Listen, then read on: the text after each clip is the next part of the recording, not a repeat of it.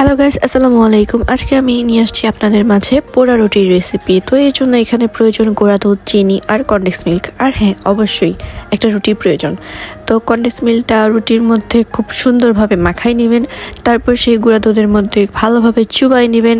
তারপর আপনারা গ্যাসের চুলাটা অন করে নেবেন। দেন ওইটাকে শিক কাবাবের মতো পুড়বেন। আর হ্যাঁ, অবশ্যই আমার মতো এই বোকামিটা ভুলেও করবেন না। আমি চুলাটা হাই হিটে রেখে রুটিটা পুড়তেছিলাম, যার কারণে এটা প্রপারলি পুড়ে গেছে। এটা অবশ্যই মিডিয়াম থেকে লো এর মধ্যে রুটিটা পুড়বেন, তাহলে এটা এরকম কালো হবে না, এটা সুন্দরভাবে পোড়া হবে। তো এই যে আমার এটা পোড়া ডান। তো এই যে ফাইনালি এটা রেডি। একটু পড়ে গেছে, বাট খাইতে কিন্তু অনেক মজা। এটা আমি মালাই চা কি বানাবো, এটা এভাবে আমি খাই ফেলছি মালাই চা বানানোর আগে। আপনারা বাসায় এটা অবশ্যই ট্রাই করে দেখতে পারেন। খুবই শর্টকাট বাট অনেক বেশি ইয়ামি। আর হ্যাঁ, এটা অবশ্যই মালাই চার সাথে খাবেন, তাহলে আরও বেশি মজা পাবেন।